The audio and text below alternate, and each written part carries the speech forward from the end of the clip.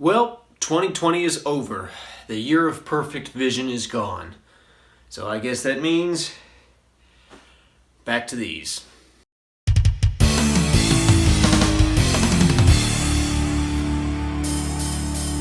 Greetings everybody, 'tis I, 480 Volts, and welcome to another episode of 480 Reviews. Now I know that joke was really stupid, and I also know that 2020 was a year that nobody could predict, but I had already made up my mind to make that joke as soon as I made the joke about me taking off the glasses because it was 2020. And third, I know this isn't exactly New Year's Day, and we're already 2 months into the new year, and I'm really late making this new review, but well, there you go, that's how I do things. But since it is still technically a new year, and I wanted to focus on a new era of the old retro video games, and that was the 32-bit, I guess it was, the Nintendo 64, the PlayStation 1, and that era, the mid to late 90s. That's the era where I was introduced to gaming. Of course, my favorite console of all time is the PlayStation 1, and I'm going to be looking at some PlayStation 1 games this year, and I'm very excited about that. But I wanted to kick the year off with a Nintendo 64 game, and it is the N64 game that probably everybody thinks of when they think of the first N64 game they may have ever played. I don't know, maybe I was never an N64 player, so I don't know if that's the case or not, but I would imagine it is.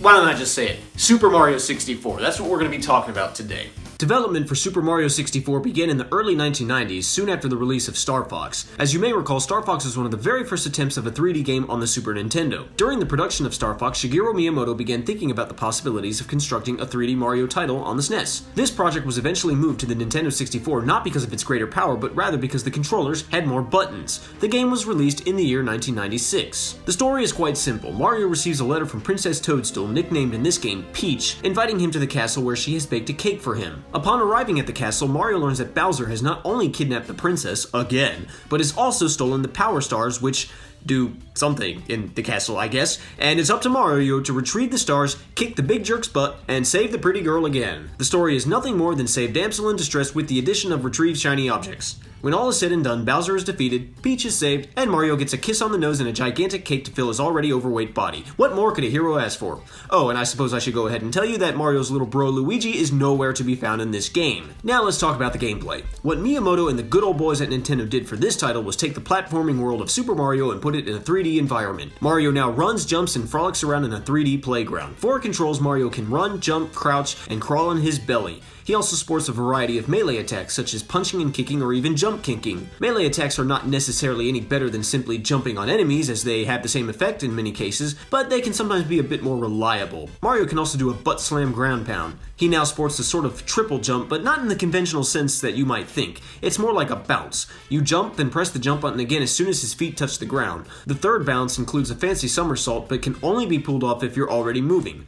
Mario can also do a long jump, a nosedive, and a backflip. Lastly, Mario can wall jump. In short, Mario has a lot of new moves added to his arsenal. I can tell you right now that I do not like the way Mario controls in this game. He seems so clunky and hard to handle. I find myself constantly fighting the controls. For instance, if you're facing one direction and attempt to make a 180-degree turn in the opposite direction, Mario will make a rather wide turn. Because of this, if you attempt this while standing on a particularly small platform over a bottomless pit, Mario's clumsy feet might just slip off and send him falling to his death. Also, if you stand up against a wall, Mario will go into a sort of clinging position, like he's rock climbing. This is useful in some areas where you have to move along a narrow edge over a bottomless pit, but gets super annoying when you're trying to pull off a particular jump and Mario keeps clinging to the stupid wall. And don't even get me started on the piece of garbage they call a camera. This thing is constantly moving around while you're running, making it very difficult to walk in a straight line. You start running left and then the camera pans around. What was to your left is now in front of you, and unless you change controller directions to compensate, you're going to switch directions. In wide open spaces, this is a minor annoyance, but over those famous bottomless pits I keep speaking of, this can be deadly. Maybe it's easier to use analog controls and I'm just too used to playing games with a series of directional buttons to adapt. You do have some amount of camera control, as you can pan to your left and right several times, but only so far. And the increments themselves are annoyingly disproportionate. Sometimes you just can't get the camera exactly where you want to, as it pans too far in one direction or not enough in the other. You can switch to a close-up first-person mode. In this mode, the camera remains fixed directly ahead no matter where you're standing. Like the needle on a compass which always points north, the camera always points in the direction direction of Mario's big fat nose, so if you veer ever so slightly to the left or the right, the camera immediately turns in that direction. As per the story, there are entrances to different worlds hidden in Princess Peach's castle. These are the stages of the game. Most are accessible by jumping into various paintings while in the castle. The castle itself serves as a sort of overworld hub. The main goal of the game is to collect the power stars that have been stolen by Bowser. A complete stage contains 7 stars in total. There are about 15 main stages in the game, as well as a dozen or so mini stages, each with 1 or 2 stars. There are also a few stars you can receive in the castle from talking to different characters in the castle, like Toads, or the infamous Rabbit, who gives you a star on 2 separate occasions if you manage to catch him. Ultimately, there are 120 stars in the game. Stars are collected either by simply finding them or by accomplishing various tasks and missions. For example, every main stage comes with a number of coins. Collecting 100 coins rewards you with a star. Each stage also includes 8 red coins. Collecting all 8 of these rewards you with another star. By the way, 1 red coin is worth 2 gold coins, so keep that in mind when you're scrounging up 100 coins. The 8 red coin star is included in almost all of the mini stages as well, so keep that in mind. As for the rest of the stars in the main stages, these are acquired by completing various missions, anything from helping out a friendly stranger in need, racing a competitive individual through a course, defeating a boss, or successfully navigating an intense platforming course to reach a star that is just sitting there waiting for you to grab it. The stages themselves are somewhat linear, however they're wide open spaces with plenty of room to explore. To get every star in a stage, you'll have to pretty much go everywhere and touch everything. Some stars in a stage are not available until you've collected so many other stars. As for the stage types themselves, they're the standard formats we've come to expect from Mario games. Grassy hills, underwater sections, snow-covered mountaintops, deserts, volcanoes, underground passages, and so forth. The stages are saturated with delicious platforming, and the 3D format took everything to a new level. Moving platforms, falling platforms, narrow bridges, graded ceilings to cling to, this game has it all. I don't know that mastering this game certifies you as a 3D platforming guru, but if you haven't mastered it, or at least played it, you have no business calling yourself such. Many of the classic enemies return from previous adventures. Goombas, Bob-ombs, Koopas, Lakitus, Shy Guys, Pokies, Bullet Bills, Womps, there's even an entire fortress filled with boos. Mario sports a pie-shaped health meter. As he takes damage, a piece of this pie is removed. Grabbing coins refills the pie. While swimming underwater, the pie gradually decreases, however, poking your head above the surface refills the pie completely. I don't know if the developers intended for this, or if it was just a glitch they overlooked. Either way, it's there, exploit it. In many of the stages, you can encounter pink Bob-ombs. These guys are peaceful and friendly to Mario. When you talk to them, they open up cannons located in different parts of the stages. You can jump into these cannons, pointed in a wide range of directions, and shoot yourself out. This will help you reach certain areas. Returning from Mario World are the colored switches and their corresponding blocks. There are 3 secret areas in the game in which a colored switch is located. Pressing the switch solidifies all of the blocks of that color for the rest of the game. These colored blocks contain special caps that provide Mario with a temporary buff. The red cap blocks provide the wing cap, which allows Mario to fly. Although his flight capabilities are extremely limited, shooting yourself out of a cannon while wearing a wing cap will allow you to soar almost anywhere, although Mario is extremely hard to control during this. The green blocks contain a metal cap, which transforms Mario's body into a metal composition. While in this form, Mario is impervious to most forms of damage, and the added weight allows him to sink directly into the bottom of underwater sections. And the blue blocks contain the invisible caps, which turn Mario invisible, or to be more accurate, transforms him into a state in which he can pass through solid walls. Let's talk about the overall progression of the game. When you first enter the castle, you are extremely limited in how much you can explore, as most of the rooms and doors require stars or keys to open. There is one room that does not require any stars to open, which leads to Bob-omb Battlefield, essentially making this the first stage in the game. There is also a door which requires 1 star to open, a few which require 3 stars, some 8, and so on and so forth. The more stars you acquire, the deeper into the castle you can go. There are 2 big sets of doors which require keys to open. To acquire keys, you have to go through a secret area which is extremely linear and face off against Bowser himself. There are 3 of these areas in total. Defeating Bowser in each of the first 2 gives Mario a key, allowing him to travel even further into the castle, while defeating Bowser in the 3rd area finishes the game regardless of how many stars you've collected. To even reach the 3rd and final Bowser area, you'll need to ascend a flight of stairs. A flight of stairs that almost every 90s kid has traumatically come to know as the Endless Stairs.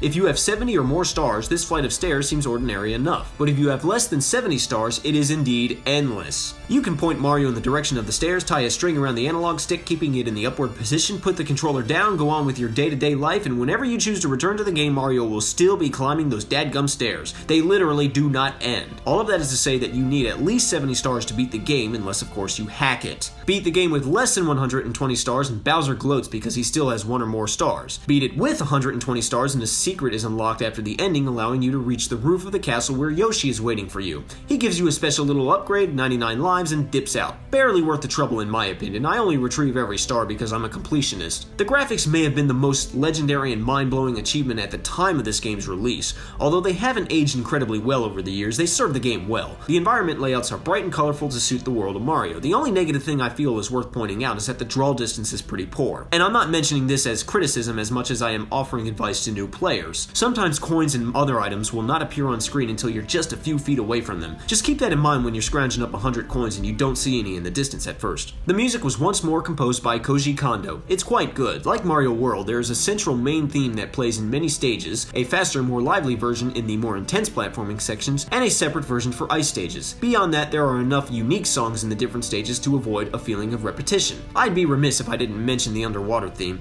It is a beloved favorite by the majority of fans. In fact, one of my many little pleasures is being able to sit down at a piano in a room filled with people more or less in my age group, play the song, and watch their faces light up with joy and nostalgia. A few of the classic Super Mario tunes have been reworked and reimagined into this game as well. The music that plays during the first two boss fights with Bowser is quite ominous and foreboding, and the final boss music, oh man, it's awesome. It's so deliciously wicked and evil. I normally frown on final boss themes that give off the feeling of, you're screwed, you can't beat this guy, give up now, but I will forgive it in this case because pipe organ. You see, I have a dream that one day I shall sit down at a pipe organ in a massive cathedral and I shall play this music, along with Dancing Mad and Toccata and Fugue in D minor by Bach, which I have not learned, and probably never will. But hey, I can dream, can't I? The overall production of the soundtrack is okay. It sounds a few steps up from the Super Nintendo days. When I reviewed Super Mario World, I stated that the game was not my favorite Mario game. I made that statement with the intention of calling this game my favorite. At the time, I thought it was. But playing it again for this review made me realize that I don't enjoy it as much as I thought. The game was the most revolutionary, legendary thing in existence when it was first released. 25 years later, it has definitely not aged well. While the star system was fun and the platforming ingenious, the controls are clunky and the camera is garbage. I'm going to have to recant my previous statements and call Mario World my favorite Mario title, which doesn't say too much as I'm not really a Mario enthusiast to begin with. And I know what you're thinking. 480, how are you so intelligent? 480, you obviously didn't play this game when it was first released. You can't know what it was like to play something like this back then. You don't know how to appreciate it. To that I say, you are absolutely 100% dead right. I didn't play this game when it first came out. For that, you can thank my mother, who went to the store on January 1st, 1998 with the intention of buying an N64 for me and my brother and sister, but instead picked up a Sony PlayStation because she knows virtually nothing about this sort of thing. I'm not bitter in any way, shape, or form. I think I got the better deal. While N64 players were basking in the glory of this game, Donkey Kong, Zelda, Star Fox, and Smash Bros., I was playing Crash Bandicoot, Spyro the Dragon, Tekken, Frogger, Air Combat, Lego Rock Riders 2 Extreme, Tomba, and much more. My experiences on the PS1 blew my mind as a kid, and when I first played this game 10 or so years ago, I felt slightly underwhelmed in comparison. Again, I recognize that this game made history back then, but it didn't take long for someone else to do what this game did and do it better at that. I have no nostalgic value for this game, nor can I fully imagine what it was like back then. I respect it for laying the foundations of 3D platforming, I enjoy it as a good time waster, but that's as far as it goes. And to everyone who did play this game when it was first released and was simply blown away at its achievements, I'm not trying to belittle your opinion. I'm not saying you're too colored by nostalgia to see this game through an objective lens. If anything, I'm sorry I didn't get to experience it with you. I wish I could feel what you feel when you play this game. I can enjoy it as a game now, but I cannot see through it in the same lens as you do. If you're one of these people, then please treasure your experiences with this game. Allow it to stir warm memories. Bask in the awe that you felt playing it all those years ago, because I cannot. Well, that was Super Mario 64. Thank you so much for watching. I hope you enjoyed the video. I hope you enjoyed the review. If you did, go ride a bicycle, and I will see you next time. Pieces.